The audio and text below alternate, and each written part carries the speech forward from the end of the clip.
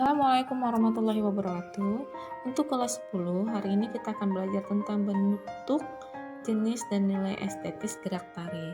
Untuk gerak tari, bentuk gerak tari dibagi menjadi beberapa bagian, nanti kita bahas. Kemudian ada jenis gerak tari dan nilai estetis gerak tari. Pertama adalah gerak tari atau biasa disebut dengan form. Sehubungan penataan dengan posisi tari menurut Autab merupakan suatu proses penataan atau pembentukan sebuah komposisi tari menghasilkan bentuk keseluruhan.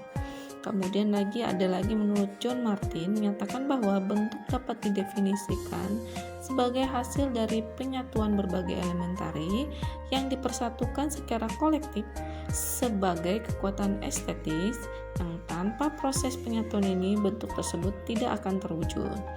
Kemudian lagi, berdasarkan dari pengertian-pengertian tadi dapat disimpulkan bahwa tari menjadi berdasarkan geraknya dibagi menjadi dua. Ada tari representasional dan tari non-representasional. Untuk tari representasional adalah tari yang menggambarkan sesuatu yang jelas atau wantah, seperti tari tani yang menggambarkan seorang petani. Kemudian ada tari non-representasional, yaitu tari yang melukiskan sesuatu sebagai simbol, seperti tari topeng, tari serimpi, dan tari bedaya. Kemudian lagi untuk jenis gerak tari yang indah berasal dari proses pengolahan yang telah mengalami stilasi atau digayakan, distorsi, pengubahan, sehingga lahirlah dua gerak jenis tari.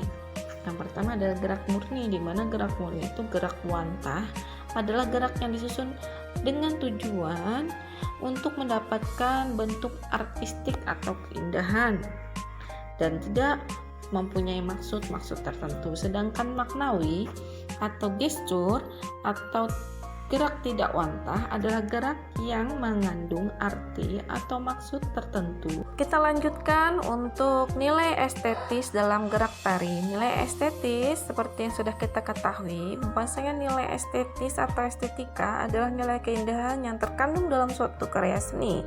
Di sini kita mempelajari tentang tari, berarti nilai estetika yang terkandung dalam tari secara keseluruhan, tetapi juga dapat dilihat pada geraknya.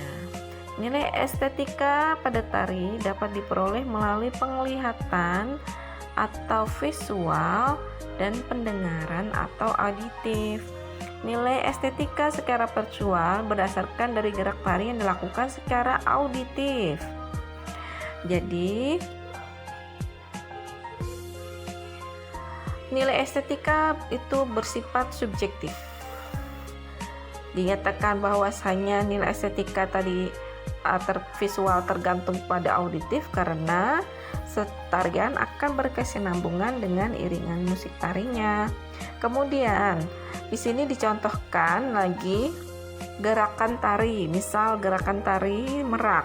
Di sini yang gambar satu ini gerakan tari merak, di mana gerakan tari merak itu adalah gerakan tari yang meniru kehidupan burung merak, dituangkan dalam suatu gerakan menjadi satu kesatuan yang utuh. Kemudian gerakan yang kedua itu adalah gerakan kepak sayap burung enggang melalui gerakan yang lembut dan tegas. Jadi burung enggang itu adalah burung yang berasal dari Kalimantan, di mana di situ digambarkan melalui sebuah tarian.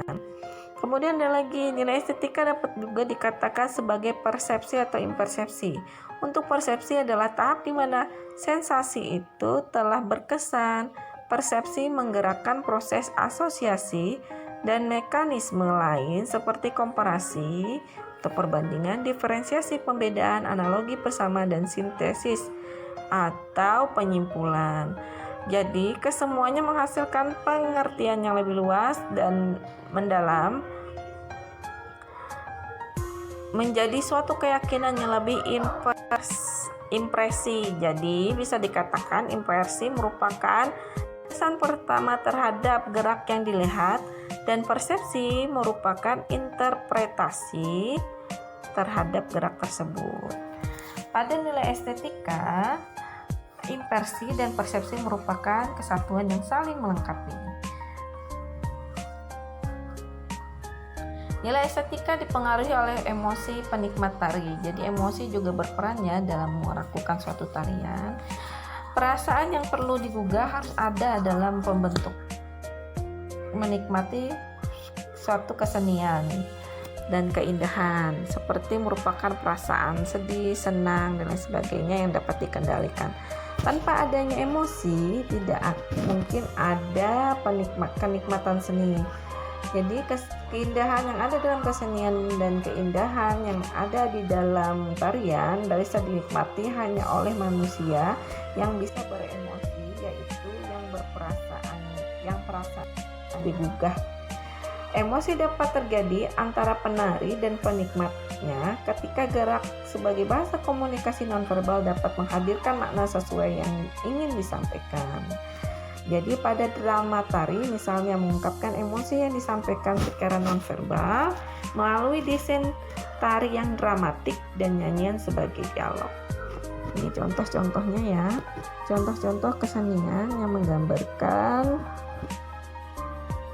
emosi khusus dan juga dialog nonverbal. Sudah cukup sekian. Assalamualaikum warahmatullahi wabarakatuh.